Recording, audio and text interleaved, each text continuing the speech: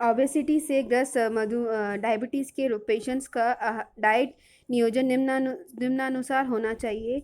First point is diet come calorie युक्त होना चाहिए, परंतु कैलोरी की मात्रा अ, यकायत बहुत अधिक नहीं कम की जानी चाहिए। धीरे धीरे कैलोरी की मात्रा घटाई जानी चाहिए। इनके डाइट में गुड़, शहद, शक्कर, मिठाई, जड़ एवं कंद वाली सब्जियां, आइसक्रीम आदि अधिक शर्करा युक्त आहार शर्करा युक्त डाइट नहीं दिया जाना चाहिए। उपरोक्त आहार को निर्वर्जित समझना चाहिए। Second point is come calorie युक्त आहार में डाइट देने के बावजूद भी यदि डिजीज़ में उपेक्षित सुधार नहीं हो तथा यूरिन में ग्लूकोज आता हो तो भी डाइट में आवश्यकता नहीं है। धैर्य नहीं छोड़ना चाहिए। कुछ दिन पश्चात वज़न घटने लगता है तथा यूरिन से ग्लूकोज आना भी बंद हो जाता है। थर्ड पॉइंट इज प्रोटीन की मात्रा बढ़ाई जानी चाहिए, क्योंकि डायबिटीज़ की स्थिति में नकारात्मक नेगेटिव नाइट्रोजन बैलेंस हो जाता है अतः डायबिटीज़ के पेशेंट्स को सामान्य लोगों की अपेक्षा दुगनी या यूरिन में प्रोटीन की आवश्यकता होती है। Fourth point is carbohydrate. Blood में केटोसिस तथा केटोन्यूरिया को रोकने के लिए कैलोरी पर नियंत्रण करना आवश्यक है। सामान्य वेट वाले व्यक्ति में 40% कैलोरी की प्राप्ति कार्बोहाइड्रेट द्वारा होनी चाहिए। ओबेस पर्सन के लिए फैट की मात्रा को घटाकर कार्बोहाइड्रेट की मात्रा में 60% तक कैलोरी प्राप्त होनी चाहिए। ओबेस पर्सन के शारीरिक फैट का भी ऑक्सीकरण होता है। सामान्य वेट वाले पर्सन का यदि 40% से अधिक कार्बोज की मात्रा बढ़ाई जाएगी तो रोगी की स्थिति गंभीर हो जा सकती है। फर्स्ट पॉइंट इज विटामिन एवं खनिज विटामिन एवं मिनरल्स। विटामिन की पूर्ति हेतु एक मल्टीविटामिन की गोली दी जानी चाहिए। मिनरल्स की पूर्ति हेतु हरे पत्तेदार सब्जियां एवं शर्करा युक्त फलों का उपयोग किया जाना चाहिए। Now moving toward diet for an underweight diabetes person.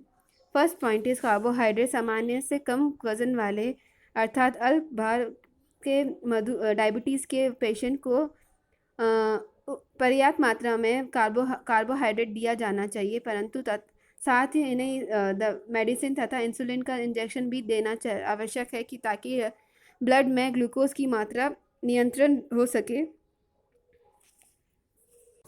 Now moving towards diabetes की स्थिति में अवस्था में डाइट नियोजन करते समय ध्यान देने योग्य बातें।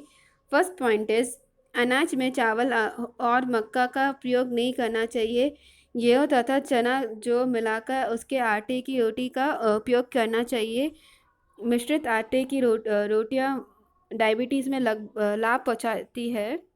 सेकंड पॉइंट इज मिठाइयाँ पूर्णतः वर्जित समझना चाहिए। थर्ड पॉइंट इज वे सभी फल जिनमें कार्बोहाइड्रेट की अधिकता है वर्जित समझना चाहिए, जैसे केला, अंगूर, परंतु आंवला, नींबू, संतरा, खरबूजा, तरबूज, जामुन, पपीता, नाशपाती, अमरूद आदि का प्रयोग किया जा सकता है। उन सभी फलों का प्रयोग किया जा सकता है जिसमें 3 to 15% तक कार्बोहाइड्रेट उपस्थित हो। फोर्थ पॉइंट है शक्कर, गुड़, शहद, खजूर बिल्कुल भी नहीं दिया जाना चाहिए। फिफ्थ पॉइंट है बिना शक्कर की चाय दी जानी चाहिए। सिक्स पॉइंट है चाय, कॉफ़ी तथा कोको में मिठास लाने हेतु सैक्रिन का उपयोग किया जा सकता है। सेवन पॉइंट है भोजन में विविधता होनी चाहिए। एट्थ पॉइंट है भोजन को आकर्षक ढंग से परोसा जाना चाहिए। नाइन्थ पॉइंट है पेशेंट की क्रियाशीलता के अनुसार कैलोरी की मात्रा भी दी जानी चाहिए। 10 पॉइंट है भोजन में प्याज, लहसुन एवं अन्य खाद्य पदार्थ का समावेश करना चाहिए, क्योंकि ये रक्त में ग्लूकोज तथा कोलेस्ट्रॉल की मात्रा कम करते हैं। 11 पॉइंट है भोजन में दूध, अंडा, मांस, मछली तथा दूध से बने पदार्थों की प्रचुरता होनी चाहिए। नाउ मूविंग टूवर्ड्स इंसुलिन के द्वारा ट्रीटमेंट।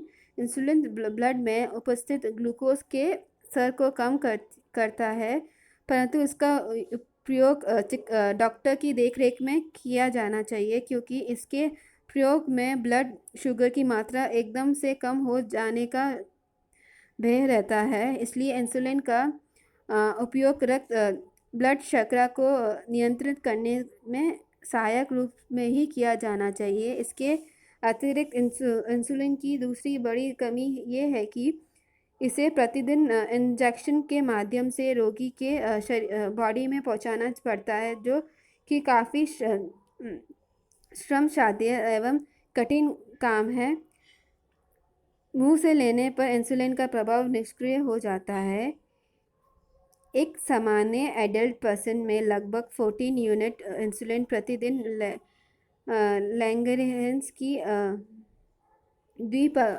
द्वीपिकाओं के बीटा कोशिकाओं से प्रभावित होता है, जो ब्लड शर्करा को सामान्य बनाए रखता है। परंतु मधुमेह के पेशेंट्स में इसका सेवन अत्यंत कम हो जाता है, अतः पेशेंट को इंसुलिन की कितनी मात्रा आवश्यक है इसका पता लगाना मुश्किल हो जाता है। मज़ार में मुख्यतः दो तरह के इंसुलिन होते हैं। First one is soluble insulin and second one is dilute insulin.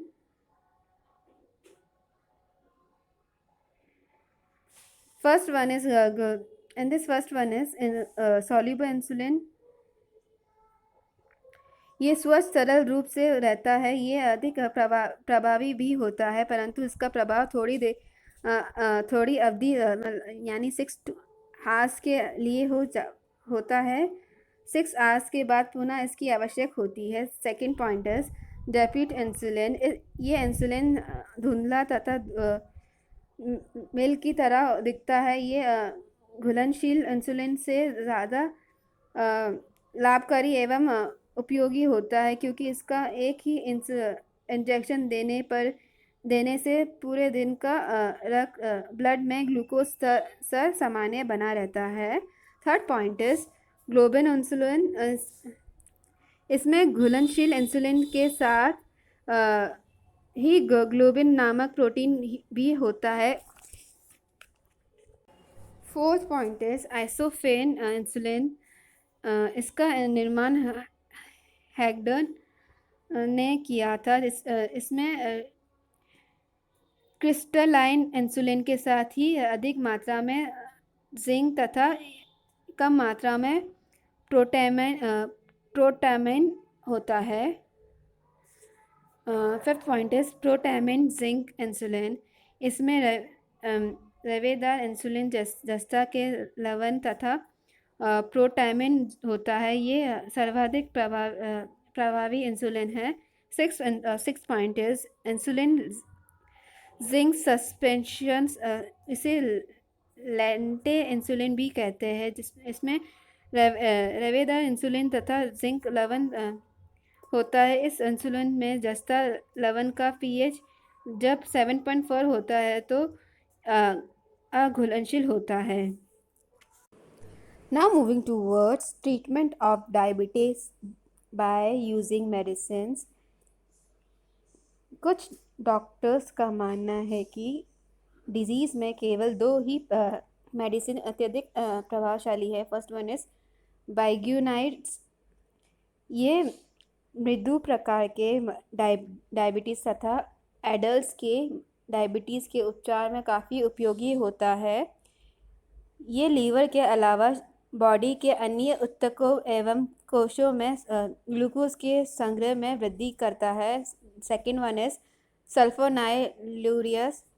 ये मेडिसिन इंसुलिन के स्रावन की उत्तेजित करती है, लीवर के ग्लूकोज को ब्लड में आने से रोकती है। इनका उपयोग एडल्टहुड के डायबिटीज़ के लिए नहीं किया जाना चाहिए। ये मेडिसिन अग्नाशय में इंसुलिन के स्राव को उत्तेजित करती है तथा लीवर से ग्लूकोज की विमुक्ति को रोकती है। जिन पेशेंट्स में अति ग्लूकोज है तथा भोजन द्वारा रोग नियंत्रण में नहीं आ रहा है तो उन्हें उपयुक्त दवाइयों को देना उचित रहता है। Now moving towards exercise. Bombay के जसलोक अस्पताल हॉस्पिटल के डॉक्टर एच बी चंदोलिया इस बात पर जोर देते हैं कि डायबिटीज़ के उपचार हेतु एक्सरसाइज पर ध्यान देना भी आवश्यक है। मेडिसिन से अधिक ध्यान डाइट तथा एक्सरसाइज पर दिया जाना चाहिए। एक्सरसाइज से बॉडी का संचित कार्बोज उपयोग में जाता है, जिसके कारण इंसुलिन तथा अन्य मेडिसिन की आवश्यकता बहुत कम हो जाती है। सुबह शाम खुली हवा में तेज़ तेज़ चलना, बैडमिंटन खेलना, स्विमिंग करना आदि उत्तम उत्तम एक्सरसाइज है जिससे डायबिटीज़ की पेशेंट्स के अवश्य ही करना चाहिए।